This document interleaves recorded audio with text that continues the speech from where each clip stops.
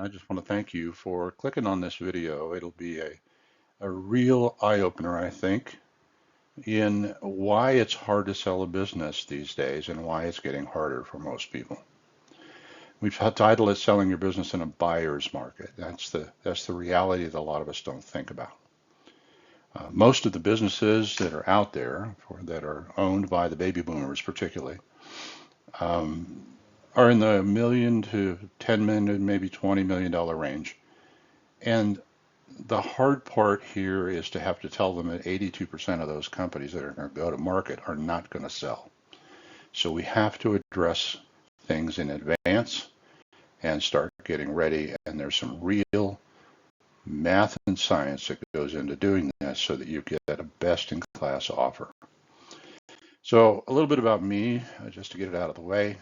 We've been providing business and financial strategy to business owners since 1982. That's 42 years. I've started individually 5 companies in 4 different industries, including raising capital and selling. So I've done a couple of things on the map here. I know what I'm talking about. Our clients have been the owners, founders, and professionals in the $1 million to $20 million range. We've got a few credentials under our belt: certified exit planning advisor, certified value builder advisor, certified executive coach, certified leadership coach, registered investment advisor, chartered financial consultant, chartered life underwriter, certified fundraising executive. And we've served over 250 organizations and companies in the US and Canada during that time. Now I say that because we really do actually have training experience and tools in the exiting the business, building the business, financial structure, tax, estate, and charitable giving arena. Now that's important, not because Dan did all that work, but because of this. There's 2 different windows you can go to get your advice these days, from a business coach, a wealth manager, an investment advisor, an M&A guy, for instance. And you need to think through whether you're getting traditional boilerplate advice, or has that person actually built a way to capture your particular circumstance and use all the tools in the toolbox to help you accomplish your goals. So that's important. Let's cover what we're going to cover here. Let's talk about that. Exit planning, what is it? We've heard it called succession planning, transitioning. There's a lot of labels, but it's basically how are you going to get out of the ownership role of your company? Why is it hard? And it is hard, and we'll show you that with research results. What are some of the exit options, and how do I know which one is best for me? We're going to talk about what we call a master strategy approach, and then we're going to outline a process to getting best-in-class results as quickly and effectively as possible.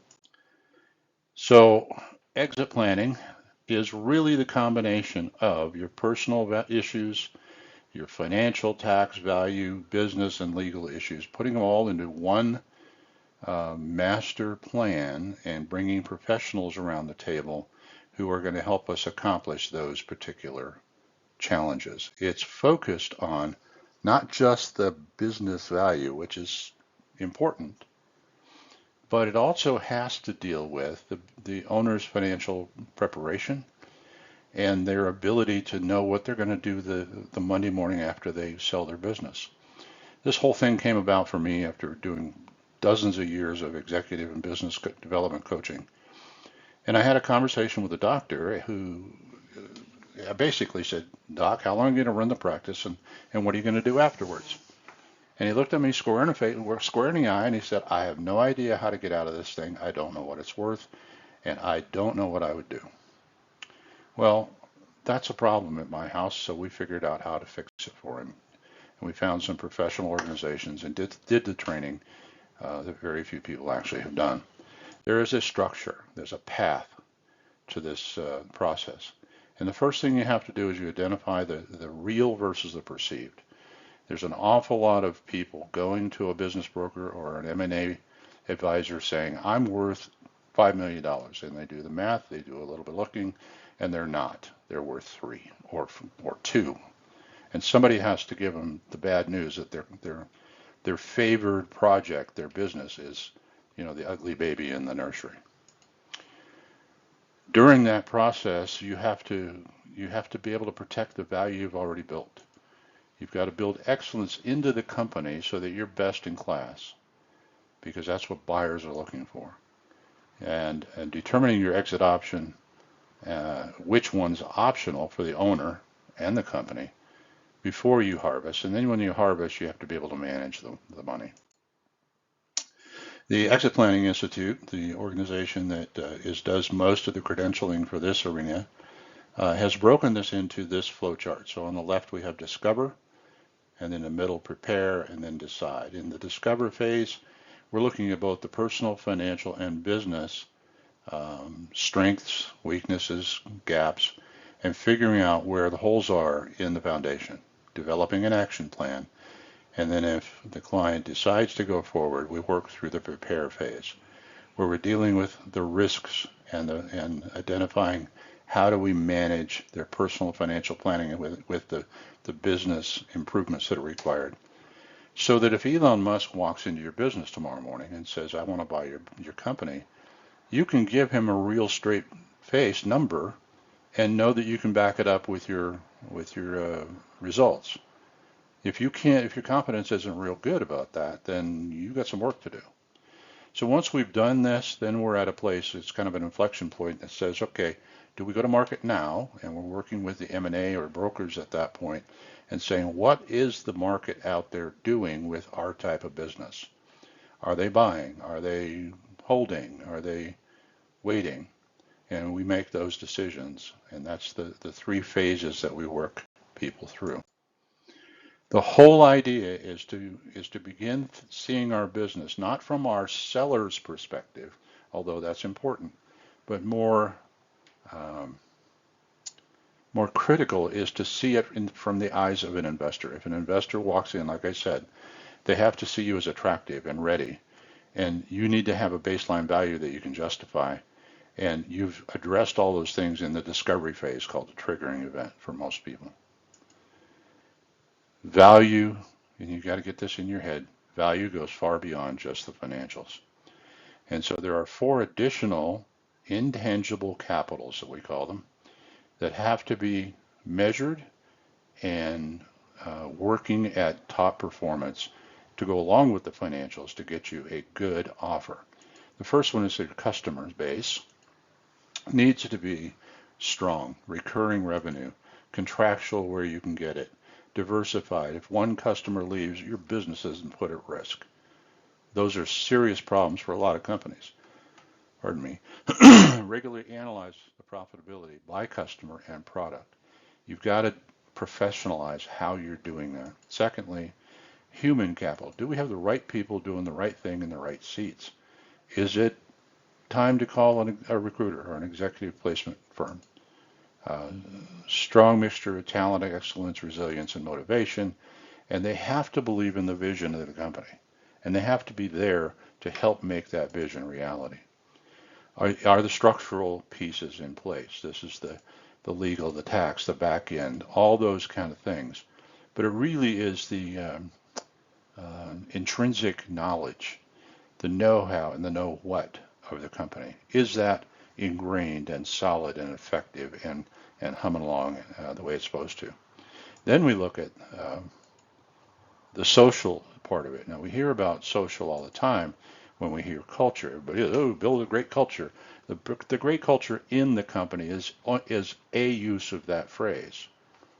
But the culture of the company is different. It's got to be a best-in-class environment. And it really is the overall reputation with your customers, vendors, and competitors. Do they think you're top of the heap?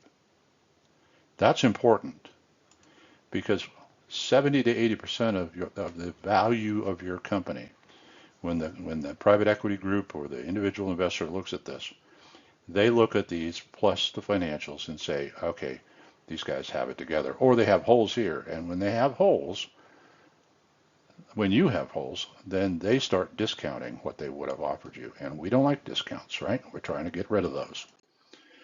Then there's a couple of other components that we need to be kind of, they're hard to measure, but they're important to understand. Their readiness, the attractiveness, and then the financials. So in the readiness space, do we have good scores in the intangibles? Have we dealt with all the risks? And is the leadership team ready for a transition? I don't ever suggest that you go to the leadership team and ask them if you should sell. You are the owner, you own the stock, you make the decisions. But if you have made the decision, you then have to bring them in to help them participate in the process of getting a new owner in there, or a new owner. Sometimes you might even offer selling it to them. Do you meet the buyer's buying criteria? Private equity groups particularly are looking for particular types and ROI type expectations of the clients they buy. Are we looking at the financials from a seller's discretionary earnings, typically under $1 million of recurring revenue? Or are we dealing with EBITDA, earnings before interest, tax, depreciation, and amortization? And here's where we have to be careful.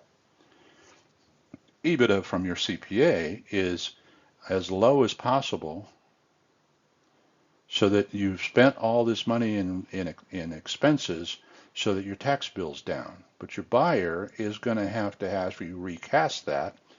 As an example, if you're paying yourself $500,000 a year in salary, and your industry market equivalent salary is $250, the buyer's not going to want to pay you an extra $250 in that. You got to put it back or take it out of the expenses and get that EBITDA up so it's a more realistic number. Then you combine all those scores from part one and the recast EBITDA to identify the multiple. Now we've all heard, 6 times multiple, whatever. What does that mean?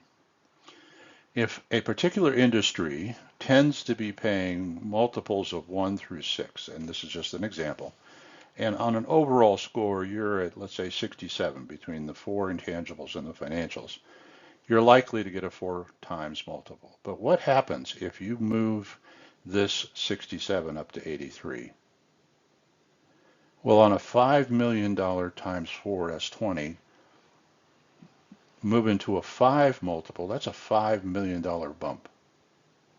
So if you bought a machine that would generate $5 million over the next year or two, what would you pay for that machine? Oh, let's screw up and get all the way to 100. Now you're at, what, 6 times? That's a lot of money.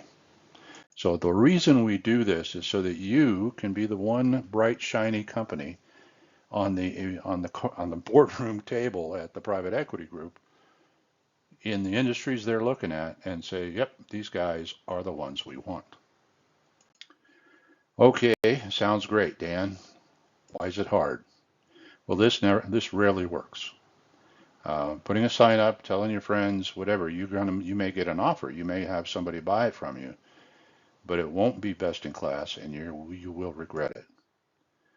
So most everybody seems to want to sell to a third party. They want the white knight with the big check, and you walk out with no liability and responsibility. Here's the facts. In the last 2 years, on average per year, business brokers have been selling 8,000 companies a year. That's about 18% of the companies they list, which is why 82% don't get sold. Private equity bought 9,000 companies in 2021. So that's about 17,000 companies altogether that sold just in 21 and 22. Why is that the case? Well, here is the kind of the profile of the typical person who's thinking about selling their business these days. The baby boomers, born 46 to 64, I'm right in the middle. Look at the difference in head count for the generations. Went from 1.1 million to 4.9 million babies per year during that period. We were the me generation. We could handle crisis. We were tough. We could do it. And we did it by working 60 hours a week. And we created the credit card and the finance and pay it off later. And our big value is success. But look at the people behind us. There's fewer, and their attitudes about work are completely different. So that's one aspect of why it's getting harder and harder these days for a baby boomer to get out of their business. Secondly, the field's getting pretty crowded. Every baby boomer in 2024 is now 60 years old or older. That we own 51% of every company that has 5 to 500 employees in the country. 10,000 boomers are turning 65 every day, and 4% of those people own a business. That's 400 businesses a day coming up for market. That's 446,000 companies a year that need to sell. Well, remember, 146,000, 120,000 think they're going to sell to a third party, and only 17,000 are going to get sold. That's a problem. You have to realize that selling to a third party may not be the way you get out of the company. There's additional realities here. Half of the business owners are going to leave the company involuntarily. And there are 4 things that are, this is not Dan making this up, this is research. Half of them could die, they could get disabled, they could have a divorce, or they could have a disaster and go out of business. Anybody hear of this thing called COVID? 18% are going to sell, and of those, 75% or 3/4 of them express profound regret within a year. Only 30% of all family-owned businesses transition to a third generation, and only 5 make it to a second and then a third. 93% are my doctor. He had no life after plan. There's no, what are you going to do Monday morning after you sell your company? 2/3 are not familiar with the exit options, and there's more than 10. And if you hybridize or blend some of them, it can be much more than that, or many more than that. 83% have no written financial or written transition plan for the business, so there's no structure for the company to know what to do. And then finally, and this is the scary one with all the financial planners out there, 49% of these business owners have no formal financial plan at all. And then you have the terms. There are financial terms that are becoming much more of an onerous issue for you these days as an owner. You may be required to guarantee your own financing to get you out of your own company. Now, that sounds kind of dumb, but it's a buyer's market, remember? They look at your balance sheet and they see $2 million of retained earnings in there. Guess where you think they're going to get your first bump from? They're going to use your money. And then secondly, they're going to ask you to work your way out. They're going to want you to stick around for a few years during the transition. There are fewer and fewer clean breaks. Nobody seems to be writing a check and assuming all the liability and assuming that they don't have a transition process. So you have to think ahead about this process. So what are the options? Well, there's a couple. But what we do is we'll work with the owner after that discovery section on the left, and as we've started working through the prepare phase in the middle, we're going to bring the M&A person in, or the broker that we're going to use, and we're going to talk about the different options based on the characteristics and the market, and we're going to determine which of the many exit options are available to the owner, that's right for them and for the company. But we need to understand going into that there are really 2 kind of buckets that you're going to think about in how to transition out. Inside, you can sell to your kids. You can sell a management buyout, or sell to existing partners, or sell to the employees. You've heard of an ESOP, or an employee stock ownership plan. Those are becoming much more attractive. They're expensive, but they're very attractive for a lot of owners. Or you can sell to the outside. A strategic third party is the big fish buying up the little fish so that the big fish can get bigger. Selling to a financial third party, that's an individual who wants to add another aspect to their portfolio that they don't already have. Or you can recapitalize, let me go back. Or you can do an orderly distribution. So that's a summary of what exit planning is, why it's hard, and what some of the exit options are. Let's talk about where people seem to be going for their advice and what they do about it. So uh, most, and this is research that came out and just was confirmed in November, December of 23, 34% of people go to their accountant when they're thinking about selling their business. Now, as we've already said, the accountant is good at keeping you out of jail and helping you have a lower tax bill. But by and large, um, they don't have the specific training and necessarily connections to help you build the value and find the right buyer. The second group that people go to is their peers. So this is kind of like the cancer patient going to other cancer patients and asking, how do we get well? You're not going to get great answers because you're not dealing with professionals in the space. Lawyers, they do get consulted before spouses, which is kind of scary. And then you've got the financial advisors, bankers, and insurance agents. Uh, and you end up with this. So everybody is uh, speaking a language on the left and another language on the right, and you end up with a silo kind of mentality. So the way we do it is we treat the business owner as the owner and general manager of the team. It's their money, it's their vision, it's their results, it's their agenda. And then they hire an exit advisor, a guy like me, who serves as sort of the head coach. And we bring the systems and the structure and the process, and we coordinate the action plan, and we lead the process through each phase, through the individuals. And then we've got those individuals that are the lawyers and the accountants and the M&A folks, and they serve as uh, quarterbacks to win the individual games. And it looks like this. So the owner and the exit planner are the kind of the brain trusts, keeping the focus on the agenda, bringing in the individuals to do what they win the game that they need to win so that the entire team goes to the Super Bowl. And so as we return to this three-phase chart, we use different professionals to do different things in each of the phases. And so what we have to do is we have to figure out how to get from the current state after we've done the discovery and we find that there are holes in almost every case over to the ideal state so that you get the best in class offer. So we have to focus on real numbers versus a tax number. Understanding the range of multiples that we talked about earlier, attractiveness and readiness, and an action plan. We need to be best in class in our earnings and our value and understand the gaps in those two, and a wealth gap.